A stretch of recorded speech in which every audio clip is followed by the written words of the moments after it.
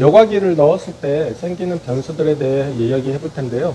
잊으셨을지 모르기 때문에 처음 보시는 분들은 이론 영상 1편을 먼저 시청 후에 듣는 것이 이해가 빠를 것 같습니다. 여과기를 넣었을 때 나타나는 변수는 무엇이 있는가 다시 한번 보도록 하겠습니다. 박테리아 여과 사이클에 영향을 미치는 변수와 여과기의 종류, 어항의 물품들, 바닥재, 수초, 수석, 시간에 따른 변수로 나눠진다고 얘기를 했었죠. 여과 사이클에 영향을 미치는 변수는 어항의 위치, 그러니까 직사광선 및 실내 온도, 그러니까 빛과 온도, 용존산소량에 따라서 변수가 될 수 있습니다. 열대어의 수와 먹이량도 여과 사이클에 영향을 미치는 변수가 되는데요. 여과기의 종류는 많은 종류가 있고 보통은 여과제 양에 따라서 변수가 생길 수 있는데 여과기 종류의 특성에서도 변수가 생길 수 있습니다. 자, 그럼 변수들이 어떻게 어항 속에서 영향을 주는지 하나씩 알아보도록 하죠. 변수 첫 번째 어항 위치를 보게 되면 어항의 위치가 무슨 크게 영향을 주겠어? 아무 곳에나 두면 되는 거 아니야? 라고 생각하시는 분들이 굉장히 많을 것 같아요. 하지만 어항의 위치에 따라서 빛의 세기와 온도 변화가 있을 수 있습니다. 어항을 놓은 위치가 직사광선이 들어오고 조명이 강한 곳에 위치하는 경우에 어항 안에서 광합성을 좋아하는 미생물들이 발생하게 되고 이끼나 조류도 많이 생기게 되죠. 어항에 이끼와 미생물이 많이 발생하면 어떤 일들이 발생하는지는 잠시 후에 보도록 하고요. 어항의 적정 위치는 어디가 좋은지 먼저 사진을 보며 설명드리겠습니다. 사진상으로 햇빛이 바로 들어오는 공간과 그림자가 많은 공간으로 나눠볼 수 있는데요. 그림자의 진하기에 따라 햇빛이 강한 곳과 약한 곳을 구분할 수 있겠죠. 1에서 4번까지 위치로 보도록 하겠습니다. 1번 위치는 직사광선이 바로 들어오는 위치로 햇빛의 세기가 가장 강하겠죠.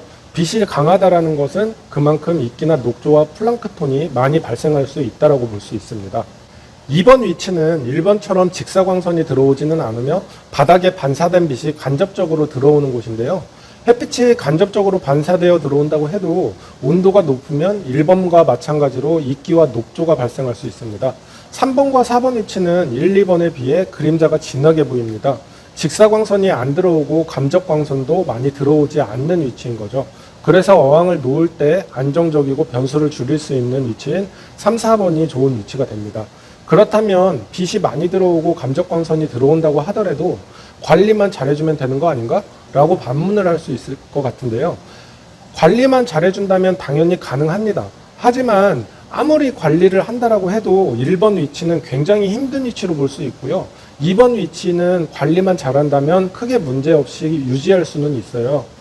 변수를 최대한 억제하는 것이 어항 관리나 유지에 편하기 때문에 3, 4번이 좋은 위치인 것은 확실하고요. 2번이 가능은 하지만은 관리가 필요한 위치이기 때문에 관리가 필요하다는 것은 손이 많이 간다는 것이고 이끼를 방지하기 위해서 이끼 제거제나 약품을 넣어줘야 하기 때문에 또 다른 변수를 만드는 일이 되는 것입니다. 다른 변수가 생긴다는 것은 그만큼 어항을 컨트롤하기 어려워진다는 뜻이기도 합니다. 그래서 최대한 변수를 줄여나가는 쪽으로 세팅을 하고 관리하는 것이 가장 좋은 방법이 아닌가 싶은데요. 여과기를 넣고 박테리아 사이클이 잡힌 어항에서는 그림과 같이 어항 속에 암모니아, 아질산염, 질산염이 존재하며 환수를 통해 질산염을 완화시켜준다고 1편에서 이야기를 해드렸죠. 여기에서 빛과 온도라는 변수가 들어갔을 경우에 두 가지로 나눠서 설명을 드리겠습니다. 미생물인 플랭크톤이 많이 발생하는 경우 어항에 미치는 영향과 이끼가 많이 발생할 때 어항에 미치는 영향을 알아보도록 하겠습니다. 우선 조명이나 햇빛이 장시간 노출되면 미생물과 이끼가 발생하게 되는데요. 여기에서 미생물이라고 하는 것은 우리 눈에 보이지 않는 식물성 플랑크톤과 동물성 플랑크톤으로 보시면 될 것 같습니다. 플랑크톤의 종류는 중요하지 않기 때문에 간단하게만 설명을 해드릴게요. 식물성 플랑크톤은 광합성을 해서 빛이 있는 경우 발생하게 되고 빛이 강할수록 많이 발생하게 된답니다. 식물성 플랑크톤은 동물성 플랑크톤의 먹이가 되고 한마디로 빛이 많으면 식물성 플랑크톤이 늘어나게 되고 이후 동물성 플랑크톤이 늘어나게 되는 것입니다. 동물성 플랑크톤은 열대어의 먹이가 되기도 하지만 많이 발생하는 경우 동물성 플랑크톤은 호흡과 배설물 때문에 용존산소량이 부족해지고 암모니아가 수치가 올라가게 됩니다.